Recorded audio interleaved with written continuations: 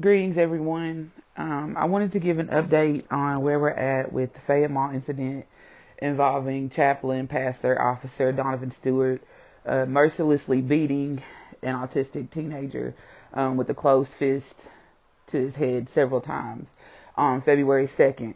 Um, we've done a lot of research to see where we need to apply pressure locally so that there can be further police accountability.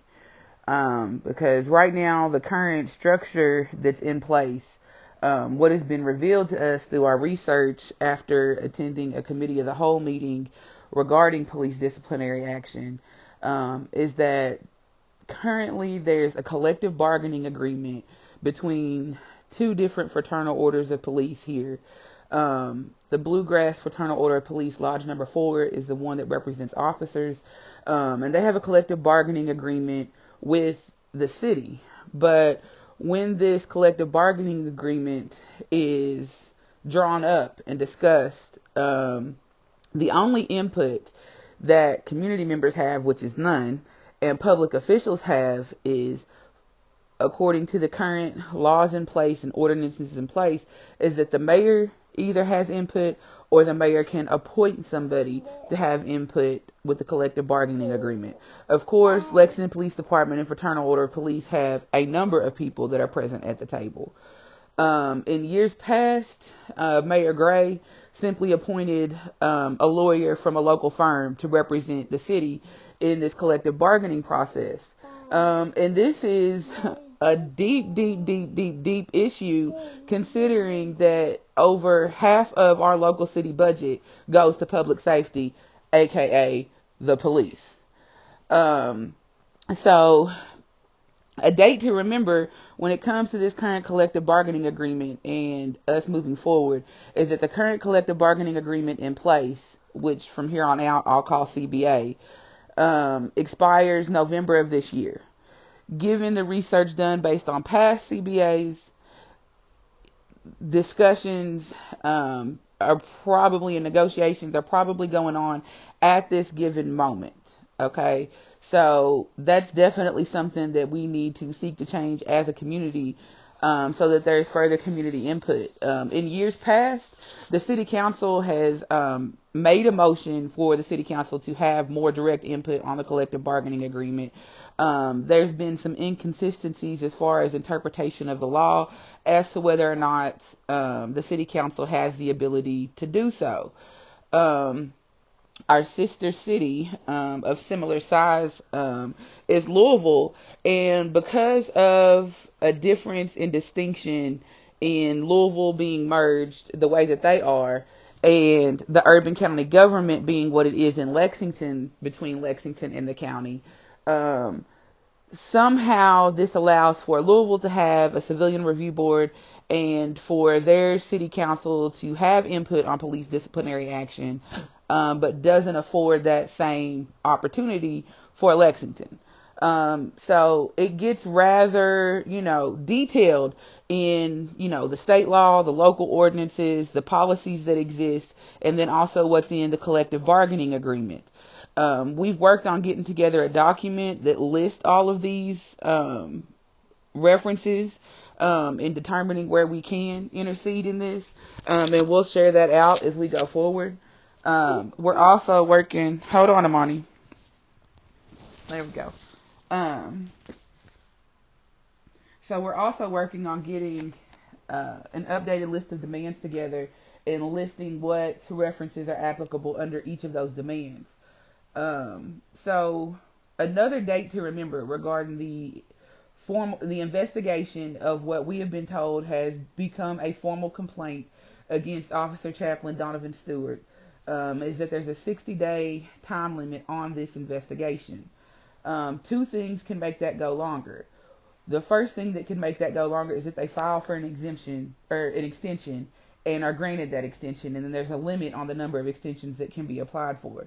The other thing that could extend this indefinitely is if criminal or civil litigation is filed against the officer, the department, or the city concerning this incident. I would like to assume that most lawyers and any lawyers that would be involved with this incident, know to withhold filing any litigation until this investigation is complete so that they do not hinder that process.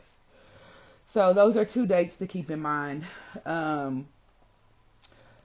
One other thing that I wanted to address really quickly is some issues with the local NAACP chapter. For those of you who have kind of been following this work for a while now, back when body cameras were first implemented for the Lexington Police Department, there was a huge divide, rift, what have you, between the NAACP and specifically their president at that time, William Saunders, and community members and community leaders. For those of you who followed the body cam campaign to demand the LPD have accountability through wearing body cams, you all know that took a lot of community effort, direct action, attending council meetings, and that, the local government actually put the funding for body cameras in the budget, and then when they thought we weren't paying attention, removed the funding, and we had to return to city council to demand that it be reinstated back into the budget. And NAACP worked in a way to undermine and usurp the voice and the will of the people in that.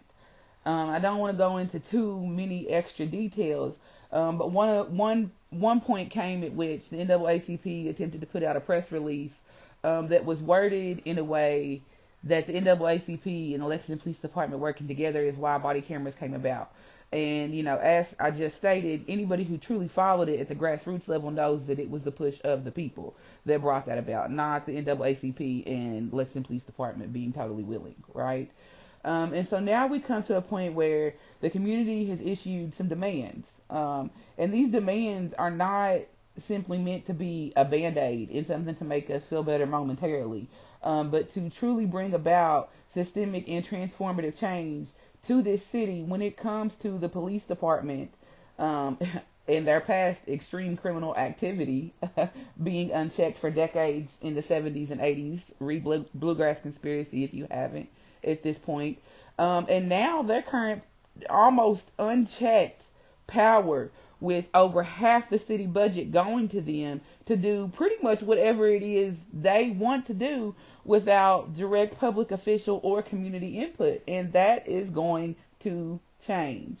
So one thing that the NAACP has done at this point is offer to bring about a community meeting with the police chief. And we've stated that previously based on conversations with NAACP. And now, on the heels of us issuing our updated demands with references to applicable laws, ordinances, policies, procedures, operational procedures, etc., and case studies, newspaper articles, now the NAACP has decided that they're going to go ahead and meet with the chief with representatives of an organization for autism to supposedly work to, as quickly as possible, educate the police department on how to identify autistic children, which is not going to work. And it is usurping the will of the people, because none of these demands and suggestions or recommendations were brought to the people of the community in any way. This was something decided upon within the local NAACP chapter, which you must pay to be a part of, and does not engage the community broadly enough to say that they represent the community's will and voice. And in doing this, it gives the police department and NAACP, kind of like with what they did with the body cameras, an opportunity to say, oh, we fixed it. Oh, we've done this. And to take away some of the momentum, I guess is the best word I can come up with, behind the people and the demands that we have that are actually seeking truly transformative change. So, based upon that, I want it to be known that it's not that we're unwilling to work with the NAACP. It's just that at this point, in multiple situations, the NAACP has remained aware of what initiatives we have going on, where we're at in planning next steps, and then attempting to jump out in front of that to act as if, oh, we've done something and that's already taken care of. And pretty much as if with the Lexington Police Department and local public officials that we don't have to be given consideration because we've already done this much. Um, so I would just ask that you keep that in mind going forward, and specifically to Chief Weathers, because I'm sure somebody within the Lexington Police Department is going to listen to this update to get an idea of what's good. Your meetings with, or for the mayor, or for city council, your meetings with NAACP do not represent meetings with the community in any form or fashion, nor do your meetings with them regarding demands and recommendations represent the will or the voice of the community. So expect to still see us, still hear us, and follow through on the demands that we are seeking. So that wraps up, I believe, in a nutshell, the updates that we have at the moment. Um, so stay following Cooperation Lexington on Facebook. That's where we will go ahead and post the links to the documents of the updated demands, as well as all of the resources that we've been referencing to get us to this point and that we will need to reference going forward. Thank you. Peace and blessings.